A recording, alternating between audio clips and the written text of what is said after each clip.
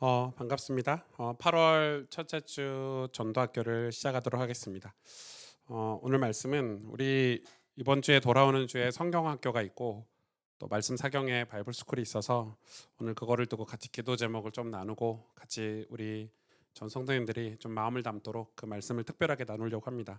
오늘 말씀은 요한복음 21장 15절에서 19절 말씀입니다. 요한복음 21장 15절에서 19절 말씀 제가 대신 봉독해 드릴게요. 또 여러분도 성경을 같이 보시면 좋을 것 같아요.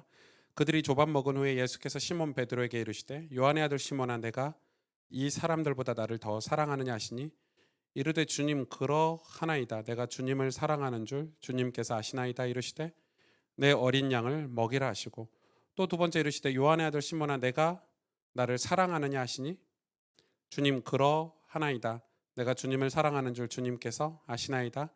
이르시되 내 양을 치라 하시고 세 번째 이르시되 요한의 아들 시몬아 내가 나를 사랑하느냐 하시니 주께서 세 번째 내가 나를 사랑하느냐 하심으로 베드로가 근심하여 이르되 주님 모든 것을 아시오매 내가 주님을 사랑하는 줄을 주님께서 아시나이다. 예수께서 이르시되 내 양을 먹이라.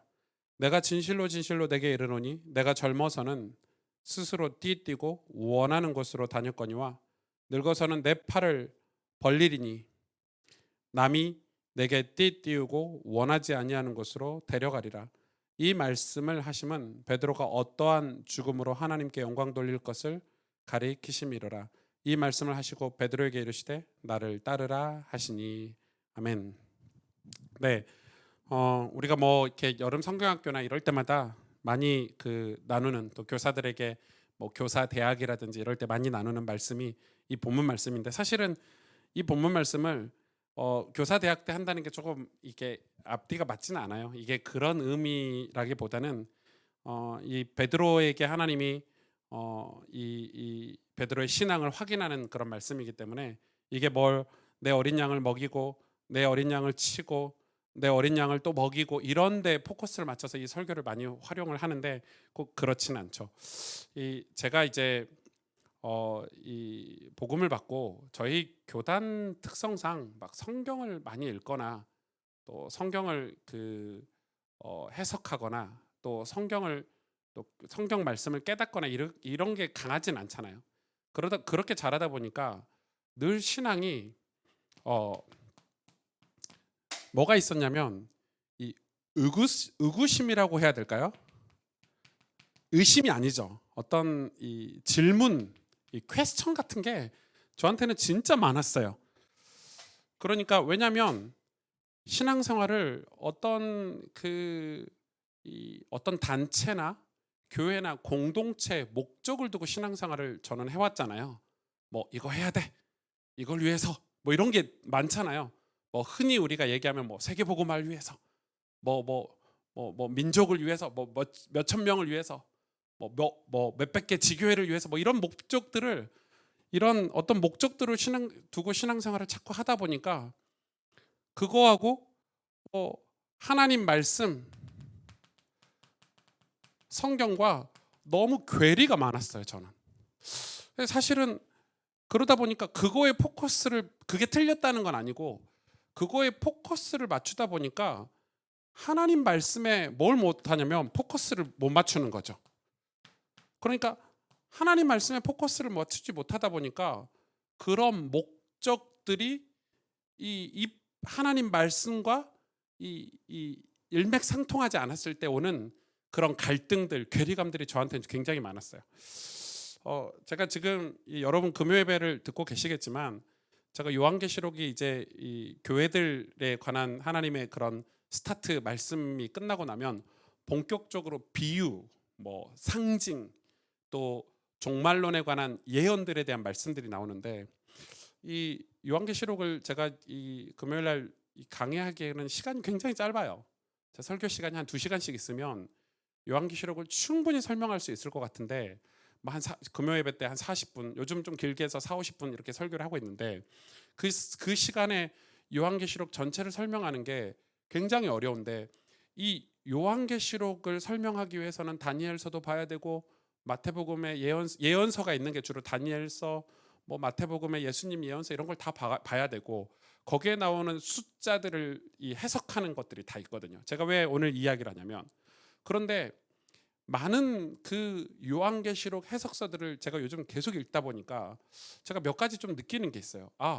신학자들이 써놓은 요한계시록 해석서들을 제가 진짜 많이 보거든요. 근데 요한계시록 해석을 해놓은 것들이 주로 한 세 파트예요. 뭐 과거주의 해석, 아니면 이거를 상징적으로 해석, 아니면 미래 실제 일어날 일로 해석, 세 가지잖아요. 요한계시록을 과거로 보는 사람들이 있어요. 이건 과거에 이루어진 거야. 예수님 시대 때 이루어진 거야라는 과거주의적 해석이 있고, 이걸 상징적으로만 해석하는 사람이 있어요. 그래서 상징적으로만 해석해서 우리 삶에 적용하는 것만 있고, 또 어떤 분들은 이건 미래적으로 정말 예수님이 재림하실 때 일어날 일이야라고, 그게 정상이잖아요. 저는 왜 과거주의적 해석과 상징적 해석이 나왔는지 자체를 이해를 못 하겠어요. 그 말은 무슨 말이냐면 우리가 이 성경을 임의적으로 해석하고 이거를 미래에 일어날 일로 믿지 않으려는 사람들의 어떤 이 스타트, 그런 이 해석들이 나오기 시작하면서 과거주의 해석 같은 게 나오는 거예요. 그러니까 그 과거주의 해석이 틀렸다는 건 아니에요. 왜냐하면 예수님 시대 때도 충분히 요한계시록의 설명을 인용할 수 있고 적용할 수 있지만은 이 성경 자체를 우리가 그대로 믿고 그걸 그대로 우리 삶에 적용하고 우리 미래 장차 일어날 일이라는 걸 믿는 믿음들이 우리에게는 굉장히 많이 사라지는 거예요. 이 과거주의 해석 같은 거는 지금 이 시대가 우리가 살아가는 이 시대를 성령의 의지, 예를 들어서 이 고린도전서 후서에 나오는 은사에 관한 것들도 있잖아요. 뭐 하나님이 고린도전서에 뭐 미련한 자를 택해서 지혜 없는 자, 뭐 부족한 자를 택해서 뭐 원수보다 더 지혜롭게 하시겠다, 스승보다 부모보다 더 지혜롭게 하시겠다, 노인보다 더 지혜롭게 하겠다, 이런 말씀들이 요즘 우리 시대를 살아가는 크리스찬들에게 찾아볼 수 없는 시대가 돼버렸어요. 그러니까 제가 무슨 말을 하고 있냐면 성경을 그대로 믿고 성경에 일어났던 역사들이 우리 삶과 미래에 장차 일어날 거라고 믿는 믿음이 사라지는 시대죠. 그러다 보니까 어떤 일들이 발생하냐면 성령이 나와 동행하고 있다, 성령이 함께하고 있다, 우리가 뭐 성령 충만을 위해서 아무리 기도해도 그게 나에게 필요하지가 않은 거예요. 왜? 그런 믿음이 없는데, 이 성경이 장차 미래에 일어날 일이라고 믿지를 않는데 어떻게 성령의 충만함을 아무리 기도해도 그거는 성령의 충만함이 뭘 위한 충만이 돼버렸냐면 육신을 위한 충만이 돼버린 거죠. 그러니까 육신을 위한 충만은 진짜 성령 충만이 아닌 거죠. 결과적으로 그냥 뭐 내가 좀 잘 되고 사업도 잘 되고 뭐 교회도 좀 부흥하고 그냥 이걸 위해서 성령 충만을 위해서 기도하는 거는 하나님은 우리를 속일 수 없고 우리가 하나님을 속일 수 없기 때문에 이 성령 충만이 실제로 우리 삶에 오지 않는 거죠. 그러니까 결과적으로 육신이 우리 영혼과 마음을 지배하고 있는 상태는 성령 충만을 받을 수 없는 거예요. 우리가 하나님을 전적으로 완전하게 의지하는 신앙이 저는 늘 의구심이었어요.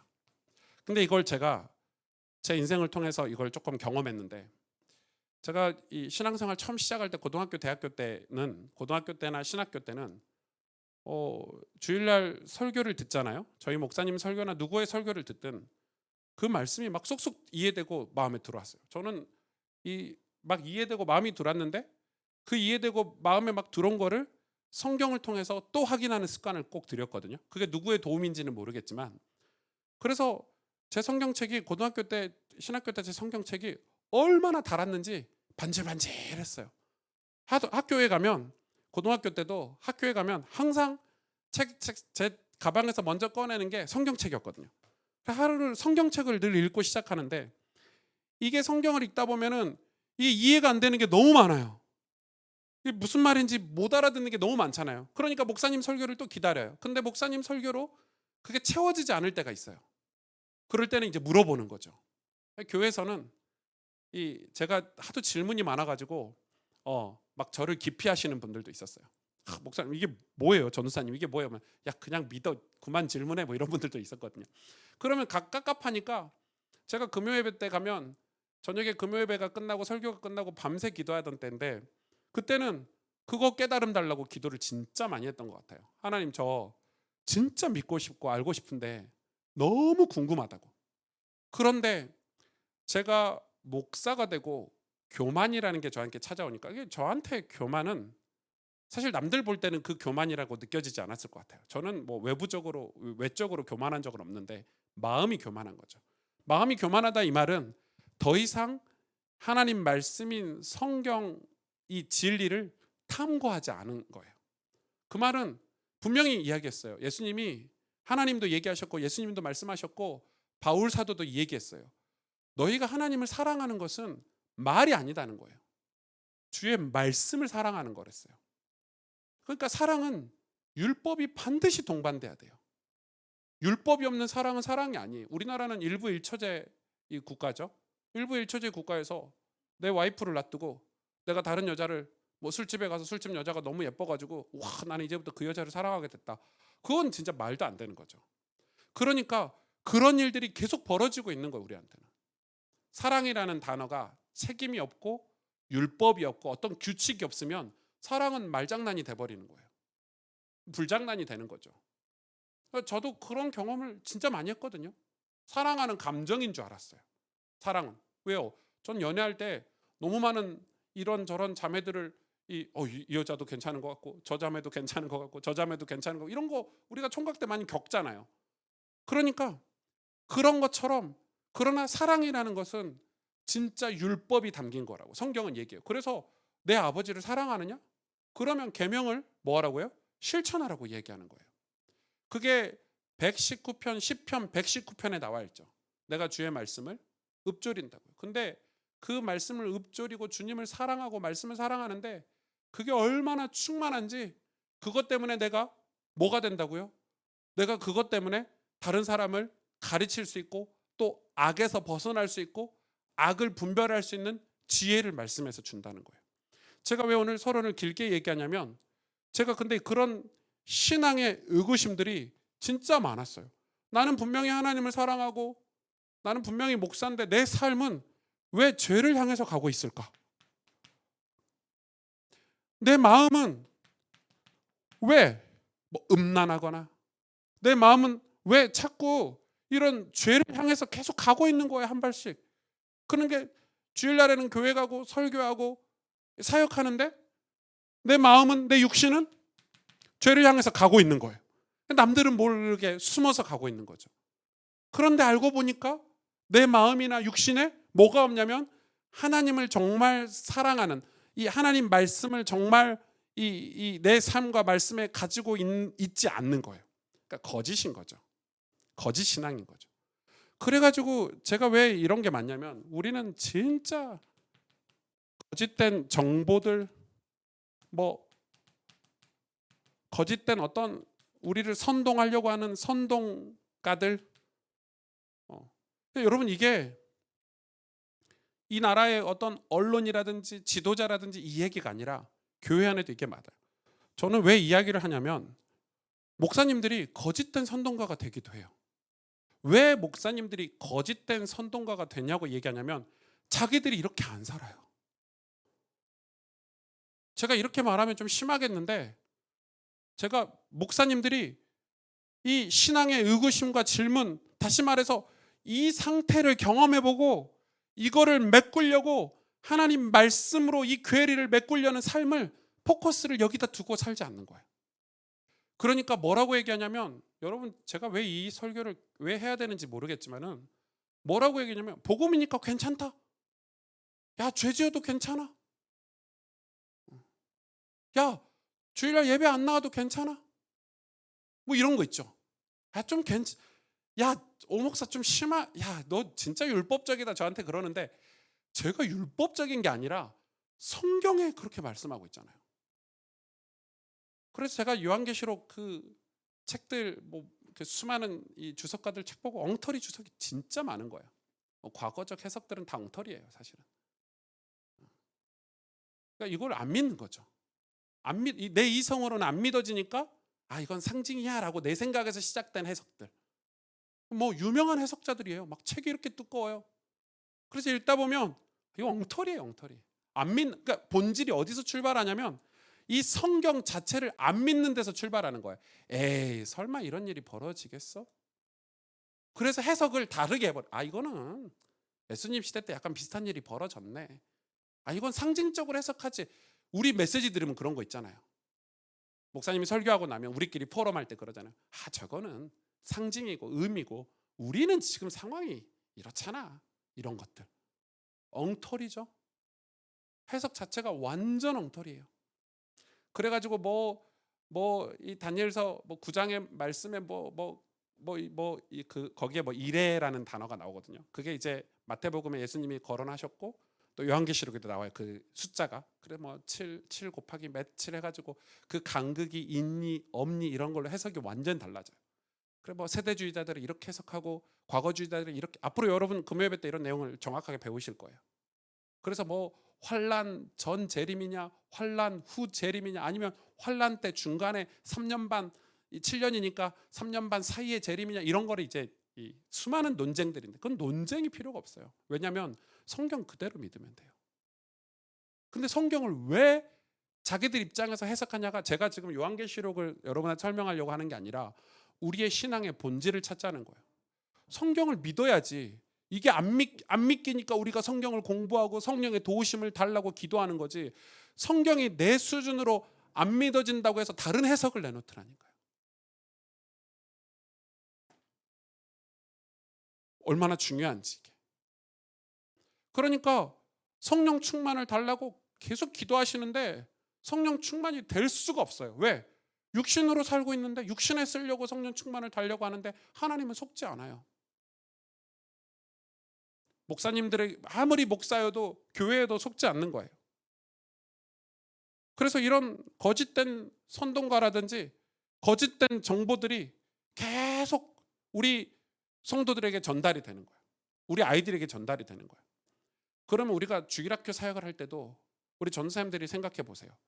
전도사님들이 만약에 교사님들이나 전도사님들이 내가 이 성경을 읽고 내 신앙생활에 어떤 은혜를 받았고 내 마음에 감동이 있다. 주일날 설교 완전 달라질 거예요. 내가 공부한 만큼 준비한 만큼 설교할 때도 자신감이나 확신을 가지고 설교할 거예요. 그런데 내가 일주일 동안 하나님하고 전혀 상관없는 어떤 영적인 어떤 하나님과 교제가 없는 상태에서 주일 설교를 그냥 준비해가지고 자료로 전달하면요. 그 감동이 하나도 없을 거예요. 그건 본인이 아는 양심이 있잖아요. 신앙 양심이.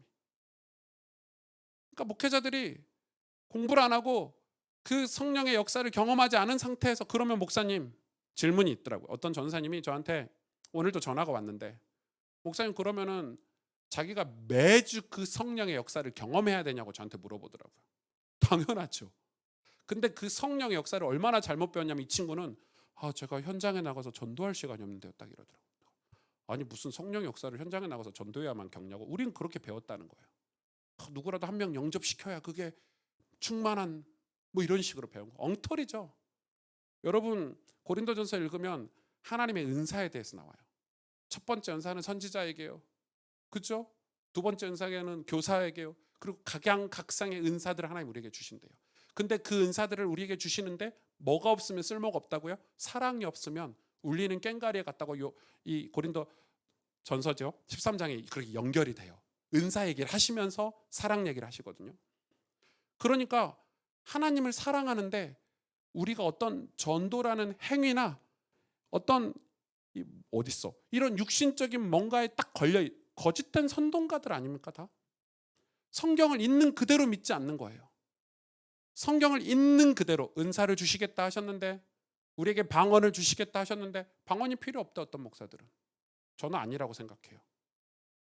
다양한 은사들을 성경이 우리에게 준다고 말씀하셨으면 그 말씀을 그대로 믿고 우리가 인정하고 그 부분에 대해서 우리에게 필요들을 찾아야 돼요. 왜냐하면 진짜 방언이 필요하신 분들이 계세요. 진짜 은사들이 필요한 분들이 계세요. 각양각생의 은사들을 하나님 우리 교회에 부어주신다고 하셨어요. 그런데 그 핵심이 뭐냐? 그게 변질되지 않고 타락하지 않고 육신에 쓰이지 않는 핵심이 뭐냐? 하나님을 사랑하는 거라고 분명히 성경은 얘기해요. 사도 바울이. 그러니까 제가 오늘 여러분하고 나누는 기도 제목이 뭐냐? 우리가 앞으로 성경학교나 말씀 사경회나 바이블 스쿨이나 이런 걸 통해서 하나님 말씀 내가 이해가 안 되고 깨달아지지 않는 게 정상이에요. 왜? 우린 죄인에서 하나님께 부름을 받았어. 근데 하나님이 하시고자 하시는 일은 뭐냐면 우리에게 이 말씀을 깨달아지게 하셔서 우리를 통해서 지혜 없는 우리, 미련한 우리, 죄인인 우리를 사용하셔서 세상에 그 지혜자들을, 세상에 그 거짓된 우상들을 깨부시겠다는 거예요. 그게 하나님이 하시는 우리를 부르신 이유라고 성경은 이야기하고 있어요. 그런데 기독교인들이 성경을 킵하지 않고 내가 지혜가 있을 수 있냐? 내 지혜로 세상의 지혜를 이길 수 있냐? 못 이기는 거예요. 내 능력으로 세상의 능력들을 감당할 수 있냐?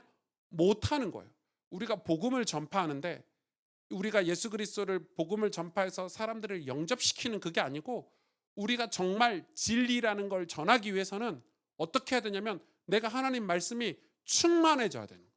그 충만이라는 것은 오늘 예수님이 베드로를 불러다 놓고 얘기하시는 거예요. 네가 나를 사랑하느냐? 2번도 아니고 3번 물어봐요. 네가 나를 사랑하느냐? 처음에 먹이라. 2번째 내 양을 치라.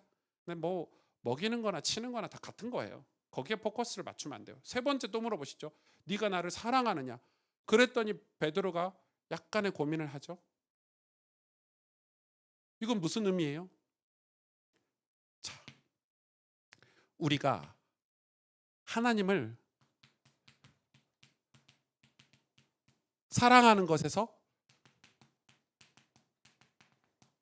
우리의 신앙생활이 응답과 축복을 받을 수 있어요. 그런데 하나님을 사랑하는 것, 오늘 예수님이 이야기했어요. 네가 나를 사랑하느냐? 그러니까 여러분 이해해 보세요. 행위가 아니에요.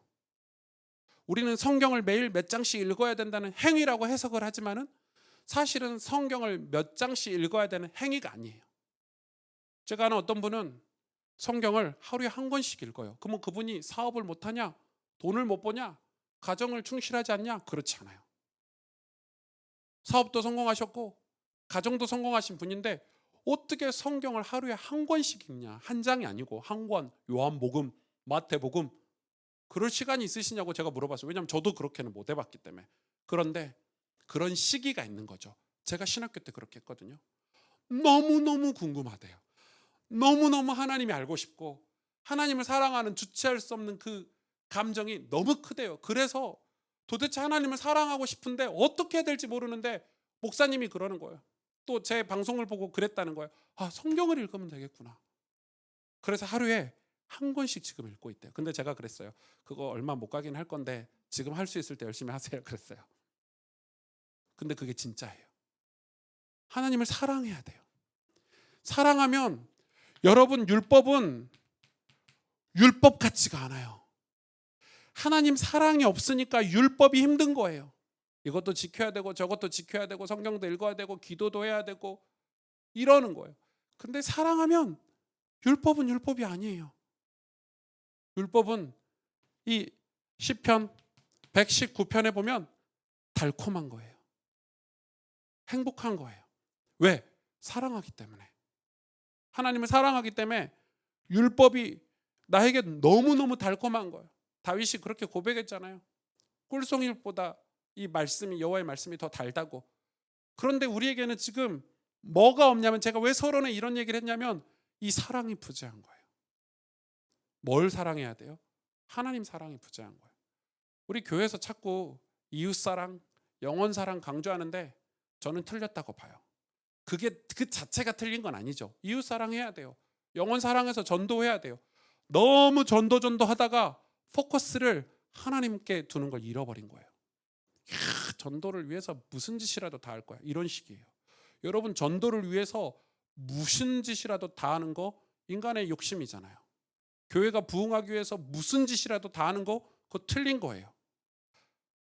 우리가 거룩을 잃어버리고 하나님 사랑하는 거 안에서 최선을 다해서 전도도 하고 이웃도 사랑해야 되는 거지. 예배나 하나님을 경배하는 걸 잃어버리고 전도하는 거 그거 잘못하다가는 그냥 그래서 번영신학이 거기서 나온 거고 거기서 이상한 신학들이 다 나온 거예요. 교회만 부흥하면 돼. 하나님 기뻐하실 거야. 그거 틀린 말이죠. 하나님 안 기뻐하세요. 이스라엘이 엄청나게 번영했어요. 우리 이사야서를 보고 있잖아요. 이사야서 1장이 그 답이죠. 너희들이 내 성전 뜰만 받고 너희들이 돈을 얼마나 벌었는지 내 앞에 산더미 같은 재물을 쌓아놓고 가는데 나는 그 냄새도 맡기 싫어. 역겨워. 이랬거든요. 그래놓고 이 하나님 하신 말씀이에요. 이사야 선지자를 통해서 예언의 말씀이죠. 이스라엘에게 난 너희가 진짜 가난해지고 아무것도 없어지길 원해. 왜요? 그래야 내 사랑을 너희가 깨달아. 하나님 사랑을 깨닫는 거예요. 여러분 그게 인간이 구원받는 유일한 길이에요. 하나님이 나를 사랑하신다는 걸 깨달아야 돼. 그래서 우리가 죄인됨을 깨닫는다는 말인데 아무튼 이 사랑하는 게 하나님 사랑하는 게 이 율법이 반드시 동반된다는 거예요. 그리고 하나님을 사랑하기 때문에 우리가 뭐가 있냐면 하나님을 사랑하는 거기 때문에 이 말씀, 율법이 말씀이죠. 이 말씀이 깨달아지는 거예요. 여러분 이게 무슨 말이냐면 같은 말 같지만 달라요. 하나님 사랑이 없으면 이 하나님 말씀을 인간 중심으로 해석을 해요. 다시 말해서 이무적으로 해석을 해요.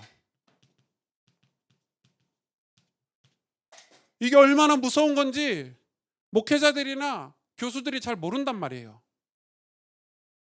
그러나 교수님들이나 목회자들도 하나님 사랑을 체험한, 다시 말해서 성령을 체험한 신학자들이나 목회자들은 절대 하나님 말씀을 임의적으로 인간 중심으로 해석하지 않아요. 자의적으로 판단하지 않아요. 그냥 하나님 말씀을 자체적으로 깨닫는 게 신앙생활이에요. 여러분 이거 이해가 가십니까? 이 말씀을 해석하는 게 아니고 이 말씀을 내가 깨닫는 게 신앙이에요.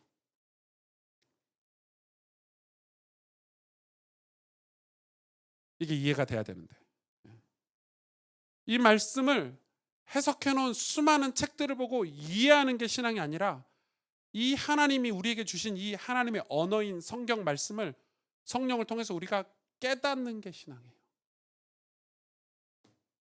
거기에 필요한 자료들을 확인할 뿐이에요 우리가. 그런데 잘못하다간 거짓된 선동가라 거짓된 정보들 때문에 우리가 임의적으로 성경을 해석하거나 우리 교회 이 인간 중심 무슨 뭐 교회 중심 뭐 말도 안 되는 소리죠. 그래도 성경 구절 그냥 뽑아가지고 우리 교회에 맞도록 막 플랜카드 걸어가면서 막 그러니까 성경이 얼마나 난도질 당했냐면 성경 구절 한 구절 막 이런 걸 뽑아가지고 성도들한테 막 강요하는 거예요. 성도들은 무지하고 무식하니까 그 한 구절이 언약이다 해가지고 그걸 붙잡고 사는 거예요. 여러분 언약은 성경 한 구절이 아니에요. 성경 전체지. 예수 그리스도에 관한 구속사가 언약이지 성경 한 구절이 언약이 아니에요. 잘못하다가 우리가 송구 영신 예배 때 이럴 때 성경 한 구절을 붙잡고 이게 언약의 말씀입니다 이러면서 그걸 붙잡고 신앙생활 하게 하면은 우리 아이들이 어떻게 되냐면 커서는 성경 전체 하나님의 전체 섭리와 경륜이 배제된 그릇된 종교심 어떤 기복신앙 같은 거죠. 번영신앙 같죠. 성경 한 구절을 붙잡고 성공했다 이렇게 간증하게 되는 거예요. 그러다 보면 내가 하나님의 역사와 상관없는 신앙생활을 할 때가 많다는 거예요.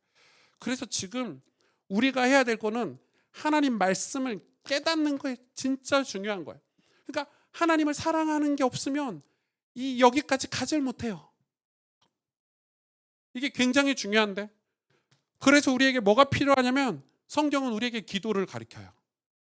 이 기도는 여러 가지로 해석할 수 있겠지만 사실은 이 기도는 이 하나님 말씀을 깨닫고 이 말씀에서 율법으로 순종해서 살 때 하나님이 주시는 축복을 받는 거잖아요.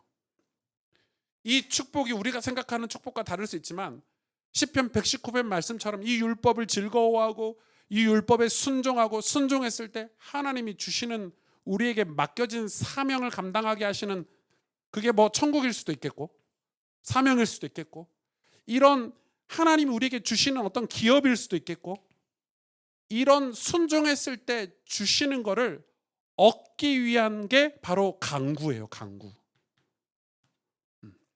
그러니까 기도는 나를 변화시키는 거예요. 쉽게 얘기하면. 근데 그냥 기도가 나를 변화시키는 거야 이렇게 말하기는 조금 이 설명이 너무 부족하잖아요. 저는 제가 그 우리 전사님들하고 회의하고 이러면은 그런 걸 좀 느낄 때가 있어요. 예를 들어서 이제 제 스타일인데, 오승조 목사의 스타일인데, 저는 뭔가를 설명할 때 뿔로 설명하는 걸 좋아해요. 그러니까 단조롭게. 그럼 이제 굳이 담임 목사님이 카톡방에다가 저렇게 구구절절 다 설명할 필요가 있을까? 그래서 제가 전사님들한테 이렇게 부탁할 때가 있어요. 대신 좀 설명해서 올려줘 하면은 전사님이 올리고 나서 제가 부가 설명을 할 때가 있잖아요. 그러면 그렇게 하면 안 되거든 사실은. 근데 제가 생각했어요. 그러면 애초에 그냥 내가 설명하자. 이게 무슨 담임 목사가 어디 있고 전도사가 어디 있고 간사가 어디 있고 성도님들한테 필요한 정보를 전달하는 게 중요하니까. 근데 저는 이제 제가 생각했을 때 저는 이제 뭔가를 하나를 설명하기 위해서는 분명히 이 설명해야 되는 이유라든지 이 설명을 왜 하는지, 그리고 이 설명이 우리 성도님들이 읽었을 때 충분히 이해가 되게 설명을 해야 된다고 생각하는 사람이에요. 왜 그걸 제가 중요하게 생각을 하냐면 잘못하다가 자기 생각으로 해석을 하기 때문에. 그러니까 뭔가를 제 입장에서, 교회 입장에서 뭔가를 정보를 전달할 때는 교회가 이거를 왜 하는지 성도님들이 충분히 이해하도록 설명을 해야 된다고 저는 생각해요. 성경이 딱 그거예요. 성경이 하나님이 우리에게 구원이라는 걸 설명하려고, 하나님이 영적인 세계를 설명하려고 주신 성경인데 이거를 충분히 우리한테 설명하신 거예요. 그래서 예수님이 요한계시록에 이걸 1.1핵이라도 변화시키지 말아라. 이 1.1핵이 변화되면 성경의 의미가 다 달라져요. 그런데 이제 그걸 두고 또 여러 가지 해석이 있겠지만 1.1핵에 대해서 진짜 히브리어 헬라어 1.1핵을 얘기한 거냐, 아니면 이게 무슨 뭐냐 뭐 이런 여러 가지 일들인데 그건 나중에 요한계시록 설명하면서 충분히 여러분에게 전달해 드릴 건데 1.1핵도 변화시키지 말아라. 그런데 우리는 이 성경을 1.1핵도 변화를 안 시키면서 아예 안 믿어요. 안 믿으니까 다른 해석들이 나오는 거야. 왜? 나는 성령 충만을 안 받았는데 성경을 가리키는 목사나 신학자가 돼버린 거지. 성령 충만을 안 받아서 하나님을 사랑하는 구원을 안 받았어. 근데 목사의 삶을 살아야 되겠어. 그런데 이거를 해석을 하려니 내가 내 생각이나 내 기준으로밖에 해석이 안 돼. 그러니까 틀린 해석들이 나오는 거예요. 말도 안 되는 해석들이 나오더라고요. 여러분 특히 요한계시록 해석은요. 와, 저는 그 유명하고 저명한 학자들 책들인데 다 불태워야 될 책들이 너무 많아요. 말도 안 되는 해석들이 너무 많아요. 제가 이렇게 심하게 얘기한 거는 제가 하는 얘기가 아니라 정통 이 권위 있는 해석자들이 다 그렇게 얘기하시더라고요. 저런 해석지들은 다 불태워야 된다는 거예요. 왜냐하면 제가 그분의 말씀, 그 미래주의적으로 해석한 분의 이야기를 들으면 그게 일리가 있어요. 왜? 성경을 진짜 성경 그대로 하나님이 우리에게 주신 예언대로 안 믿는 거예요. 안 믿어지니까 이거는 이거 아닐 거야. 설마 이렇게 될까? 환란이 올까? 예수님이 재림하실까? 에이, 예수님 재림하신다는 말은 그런 뜻이 아닐 거야 라고 해서 막 자기 이론들을 펼쳐놓는 거예요. 주의해야 되겠죠. 우리가 이 시대를 살아가면서 가장 주의해야 돼요. 거짓된 정보, 거짓된 선동가들.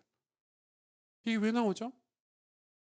그러니까 제가 몇 달 전에 어떤 한 분의 설교를 들었는데 그분은 분명히, 제가 그 설교를 공개할 수도 있어요. 공개하려다 참았어요. 왜냐하면 분명히 자기가 얘기했어요. 성경을 성도들이 다 읽을 필요 없어. 복음 구절만 알고 있으면 돼. 그래서 이야기하는 거야. 이런 예화를 들더라고요. 하나님이 편지를 썼는데 서론에 인사말도 있고 결론에 수고했다라는 말도 있는데 핵심 내용만 파악하면 돼. 이런 식인 거예요. 와, 무서운 말이에요. 그런 교회는 다 떠나야 돼요, 사실은. 그런 교회를 다녀서는 안 돼요. 그래가지고 핵심 성경 구절만 알고 전도할 핵심 구절 있잖아요. 우리 이렇게 십자가 이렇게 그려가지고 여기 들어가는 성경 구절들 있잖아요. 하나님, 우린 마귀의 자녀였는데 하나님 자녀가 됐다고, 여기 요한복음 몇 장 몇 절, 창세기 몇 장 몇 절, 사도행전 몇 장 몇 절, 이런 것만 알면 된다는 거예요. 설교를 그렇게 하시더라고요. 그러니 우리 인생에 우리 인생에 얼마나 풍요롭고 무궁무진한 하나님의 역사가 있다는 것을 이런 괴리감을 성도들이 느끼는 거예요. 그러니까 진짜 하나님의 사람들은 의구심이나 질문이나 이 괴리감이 느껴질 수밖에 없어야 돼요. 만족을 하면 안 돼요. 이상하다. 왜 나는 기쁨이 없지? 이상하다. 분명히 성경에는 기쁨이 충만할 거라고 했는데, 하나님 말씀이 달콤하다고 했는데 나는 왜 하나님 말씀이 달콤하지 않을까? 이런 의구심이 안 드세요, 여러분? 이상하다. 이상하다. 다윗은 이런 고백을 했는데 나는 왜 이런 고백들이 안 나오지? 충분히 우리가 의구심을 가질 만하잖아요. 그러니까 신앙의 의구심을 가져야 되는데 이 의구심 자체가 없어. 왜? 우리가 여기에 다 속고 사는 거야. 주일학교 가보세요. 여러분, 제가 주일학교 영상을 얼마나 많이 본 줄 아세요? 청소년 사역하면서 초등학교 사역, 중고등학교 사역, 전도사들 죄송합니다. 개판이에요. 우리나라 전도사들 진짜 개판도 이런 개판이 없어요. 그걸 설교라고 하냐? 어떤 전도사는 구원의 길만 1년 내내 하는 친구들도 있어요. 그냥 예수님 영접하는 구원의 길만 1년 내내 하더라고. 하긴 목사님들도 하는데 전도사들이라고 안 할 수 없지. 개판이죠. 제가 그런 전도사한테 물어보고 싶어요. 성경 일독이라도 해봤냐? 너 진짜 성령 충만 받아봤냐? 정말 하나님 은혜를 받아봤냐? 그러니까 하나님이라는 존재를 진짜 믿어서 전도사 생활을 하는 게 아니라 그냥 할 거 없으니까 어디서 베껴가지고 그냥 설교하는 거예요. 그것도 다행이야. 어떤 전도사들은 아예 그런 설교 자체를 안 해. 그걸 레크레이션 강사인 줄 알았어요. 그러니까 우리가 속는 거야.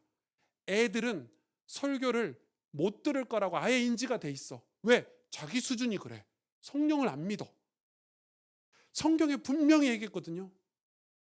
분명히 얘기했잖아요. 이걸 말씀을 깨닫게 하신다고. 그러면 우리가 전달을 해야, 깨달은 내가 전달을 해야 우리 아이들도 그 말씀을 깨닫는 성령의 역사가 있을 거 아니에요. 그런데 그걸 안 믿기 때문에 에이, 무슨 초등학생이 말씀을 깨달아.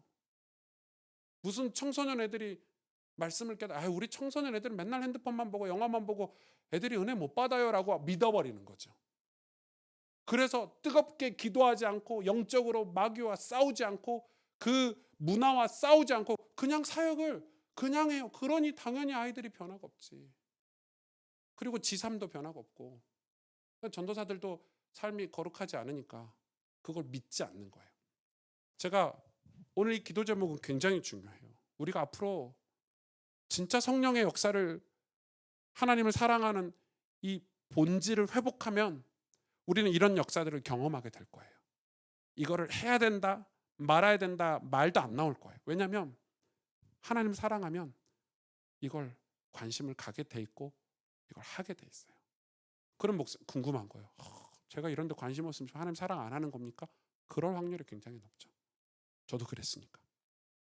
저도 타락할 때, 저도 변질될 때, 하나님 사랑 안 하고 세상 사랑할 때, 명예를 사랑하고 제 자신의 사역이 잘 되는 걸 사랑할 때는 이게 하기 싫었어요. 그러면 지금 우리가 성경학교를 하고 말씀 사경회를 한다는 것은 굉장한 의미가 있죠. 저는 저희 교회가 진짜 크리스찬, 하나님이 기뻐하시는 성도, 하나님이 기뻐하시는 교회, 하나님이 이 시대에 기뻐하시는 이 이사야서의 말씀의 핵심은 제사장 나라거든요. 우리를 제사장 나라 삼겠다는 거예요. 하나님 우리를 그렇게 삼으시겠다는 거예요.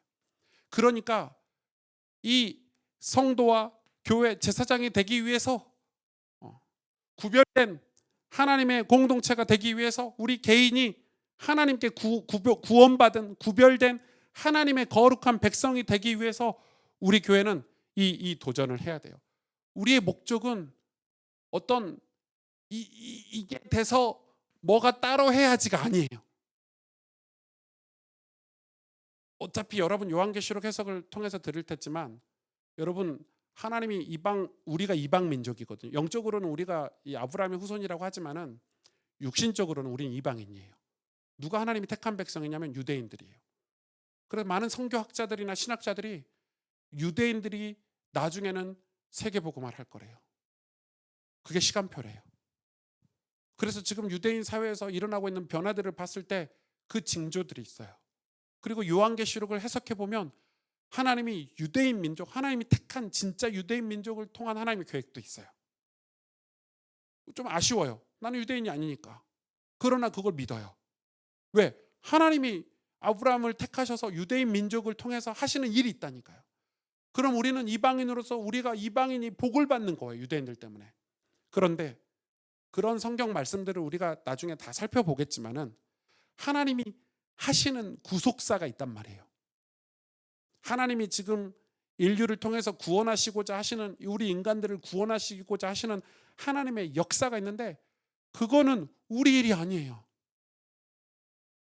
그걸 우리가 비전이나 그걸 언약이나 우리가 꿈으로 가지고 있는 건 맞아요. 어떤 교회들은 땅끝까지 복음을 전해야 되겠다 이래가지고 저도 그게 맞다고 생각해요. 그런데 제가 왜 그걸 잘 강조를 안 하냐면 그걸 강조하다 보니까 본질을 잃어버리더라고요. 이게 참 어려워요.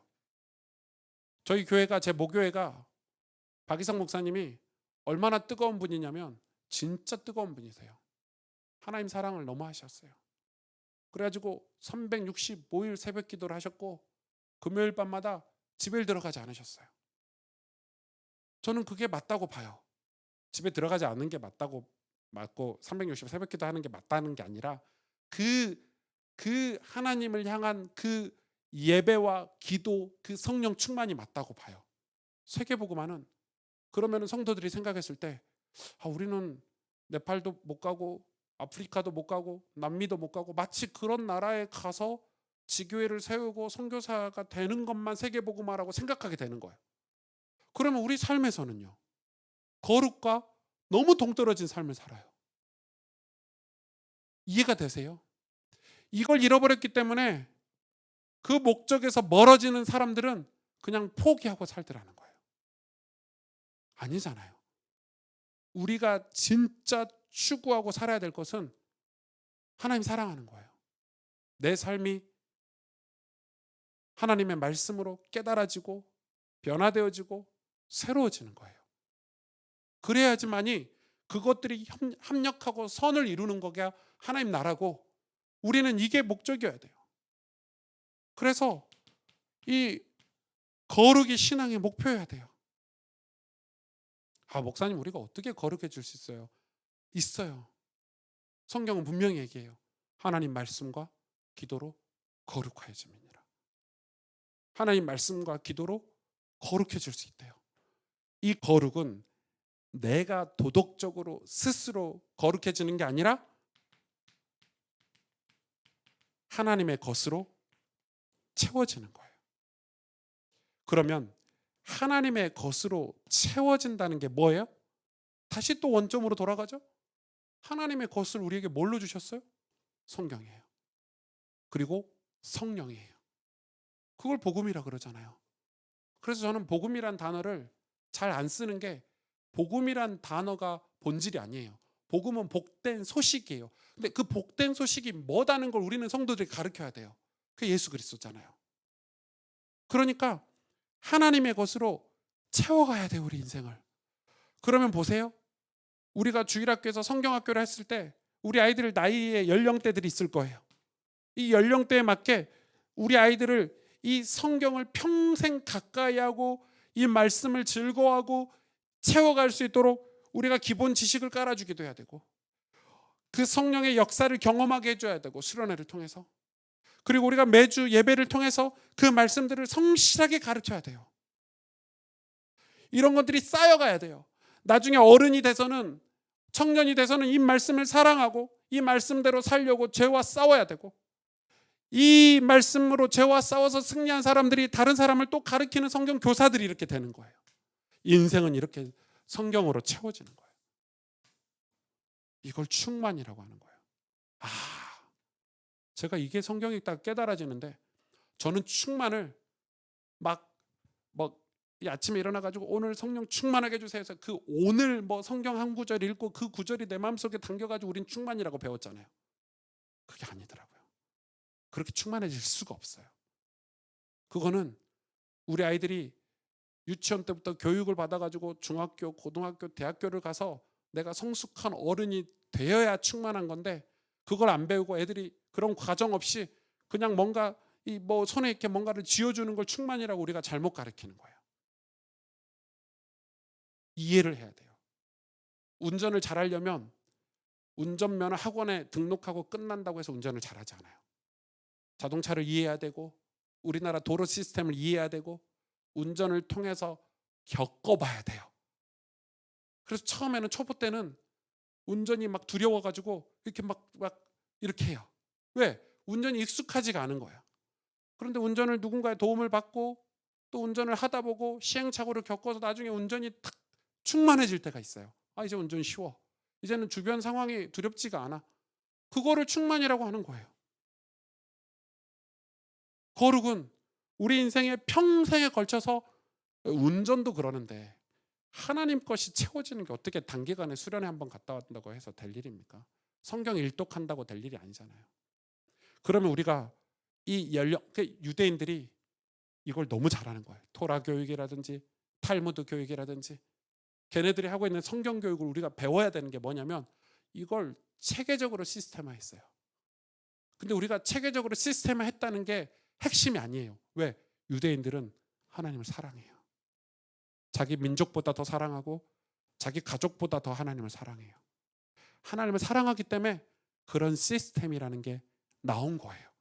그런데 그런 시스템이 나온 거를 우리가 배울 필요는 없어요. 왜? 이 하나님의 것으로 충만해지는 과정이 다 사실은 율법 안에 있고 성경 안에 다 있어요. 그래서 유대인들이 율법을 자기 삶에 적용한 것들이 나오는 책들이 그런 책들인 거예요. 결과들인 거예요. 그래서 그 결과들을 우리가 붙잡을 필요가 없고 우리가 하나님을 진짜 사랑하면 우리 인생이 이렇게 변화되어 가는 거예요. 그래서 우리 교육자들이나 전도사님들이나 우리 성경을 가르치는 우리 중직자들이 이런 과정이 없이 아이들 앞에 그냥 공과 공부해야지 그냥 책 좀 떠들어봐 가지고 전하는 거는 그거는 진짜 이거 거짓 정보 거짓 선동가가 돼버리는 거예요. 그럼 우리는 어떻게 해야 돼요? 주일학교 교사들이 진짜 은혜 받아야 돼요. 주일학교 교사들이 진짜 은혜 받아야 돼요. 교육자들은 말할 것도 없겠죠. 잘못하다가 우리가 전도사가 되고 목사가 되고 이 목회자가 됐을 때 여기서 멀어지는 경우가 있어요. 장로님들이 장로 되기 전에는 그렇게 하나님 사랑하고 교회 사랑하고 막 이러시다가 장로님 돼가지고 갑자기 교회 무슨 상무이사 뭐 된 것 같이 전무 뭐 이런 게 된 것처럼 그런 분들 많이 봤거든요.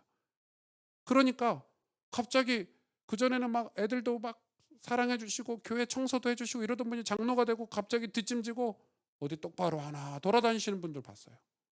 여러분 장로는 그런 직분이 아니에요. 그거는 성경을 모르시는 거, 무식한 거예요. 무식해가지고 그런 행동들 하시는 거예요. 어디 목사가 하나님 자리에 앉아가지고 교주처럼 그렇게 하고 있습니까? 성경을 읽어보세요. 목사가 그런 자리인가? 목사는 주의 종이라고 그랬어요. 서번트. 종이에요, 종. 주님의 종. 그걸 조금 예수님이 우리를 조금 위로해 주기 위해서 목사를 위로해 주기 위해서 그리스도의 대사다. 뭐 이렇게 조금 높인 칭송을 했지만은 목사 자체가 종이에요, 종. 종. 하나님의 종이라니까요. 종이 어떻게 살아야 되는지 우리 알잖아요. 그러니까 이거가 여러분 우리가 성경학교 말씀사경회를 우리가 매년 하면서 이게 정리가 안 돼 있으면 우리가 잘못하다가는 거짓 정보 전달하고 거짓 선동가 되는 거예요. 그래서 표전사님이 여름 성경학교 설교하시는데 저한테 물어보더라고요. 목사님 이번에 큰 주제가 이건데 설교를 어떤 방향으로 해야 될까요? 본인이 기도하다가 은혜 받은 거 전달하면 되는 거예요. 그게 맞아요. 근데 은혜 받지 않고 목사님이 야 이거 설교해. 그거 지식 전달하는 거는 그거는 성령의 역사가 일어날 수가 없어요. 이번 성경학교에 우리 주일학교 아이들에게 성령의 역사가 일어나길 원해요. 그래서 여러분 매일 밤 지금 기도하고 계시는데 그 기도가 거짓 기도가 아니길 바라고 틀린 기도가 아니길 바라요. 우리가 아이들 명단을 한 명 한 명 두고 뜨겁게 기도해야 돼요. 말씀 사경에는요. 어떻게 해야 되죠? 전 성도가 우리가 은혜를 받는 게 말씀 사경이에요. 그러면은 전 성도 중에 새 가족도 있고 우리 뭐 중직자도 있고 우리 교육자도 있고 우린 교육자들도 다 은혜 받는 시간 아닙니까? 말씀 사경에는. 말 그대로 부흥회니까. 그러면 우리 개개인들이 무슨 은혜를 받아야 될지 질문하고 나는 이번 여름에는 내가 이 속에서 나는 어떤 수준인지 알잖아요. 나는 어떤 위치인지 나는 알고 있잖아요. 성경도 읽기 싫고 교회도 가기 싫은 상태라면 이번 말씀 사경회 때 그 마음을 회개하는 시간으로 달라고 기도해야 되고, 나는 성경을 읽는데 잘 못 깨닫겠다. 이번 말씀 사경회 때 하나님 나 성령 충만 달라고 기도해야 되고, 하나님 사랑하게 해달라고 기도해야 되고, 여러분 개개인들이 각자의 기도 제목을 가지고 이번 말씀 사경회를 두고 우리가 금식으로 기도하고, 또 조금 더 여유가 있는 분들은 우리 새가족들을 위해서도 기도하고, 우리 새가족 담당하는 교육자들은 우리 새가족들 명단이랑 탁 정리해가지고 카톡방에도 올려주시고, 우리가 이제는 이런 기도 제목들을 올리고 알리는데 부끄럽지 않았으면 좋겠어. 우리 교회는 너무 나 혼자 딱 옷 속에 내 몸을 나를 감춰가지고 나는 뭐 기도도 안 해도 되는 수준 높은 신앙인인 척 하지 말고, 우리가 다 오픈해가지고 우리 주일학교 아이들 중에서도요 은혜 못 받는 아이들 있잖아요. 그 아이들 다 그 10시 기도 시간에 우리 기도합시다만 하지 말고 10시 기도 시간에 오늘 밤은 특별히 이 아이를 위해서 기도해 주세요. 또 내일 밤은 특별히 이 아이를 위해서 기도해 주세요. 이 아이가 은혜를 못 받고 있고 예배를 못 나오고 있는데 우리 다 같이 좀 기도해 주세요. 우리 그런 마음이 있어야 돼요. 뭘 위해서 기도해야 된다? 우리가 모두가 여기를 위해서 가고 있는데 조금 늦게 쳐져오는 사람들도 있어요. 그 사람을 욕하는 게 아니에요. 정지하지 않은 게 아니에요. 그러나 우리가 붙잡고는 가야죠. 우리 공동체 안에 들어왔으니까. 같이 어디를 향해서 가냐면 교회를 향해서 가는 거예요. 이 땅에 거룩한 교회가 되고 성도가 되고 제사장이 되기 위해서 하나님의 것으로 채워지는 과정을 우리 공동체가 지금 하고 있는 거예요. 여러분, 우리가 천국에 가기 전까지 이 채워짐의 과정을 계속 겪고 가야 돼요. 끊임없이. 여기에 열정이 생기고 여기에 욕망이 생겨야 돼요. 안 그러면 우리는 육신적인 걸로 우리가 채워지게 돼요. 여러분, 우리 육신적인 걸로 가득 채워가지고 주님 앞에 선다고 생각해 보세요. 얼마나 부끄럽겠어요. 우리가 죄만 짓다가 하나님 앞에 선다고 생각해 보세요. 죄만 지으면 하나님 앞에 못 설 수 있겠구나. 심판대 앞에 선다고 생각해 보세요. 얼마나 후회스럽겠어요, 인생이. 이런 의구심이 하나도 없어요. 아니, 어떻게 교회를 다니는데 말씀 사경회 때 이런 얘기를 좀 할 거예요. 제가 이번 말씀 사경회 때 이런 얘기를 좀 할 거예요. 교회기도 하고 이런 신앙의 의구심들을 우리가 해야 돼요. 잘못하다 많은 성도님들이 나는 신앙생활 이 정도 하면 됐지라고 생각하면서 하시는 분들이 되게 많더라고요.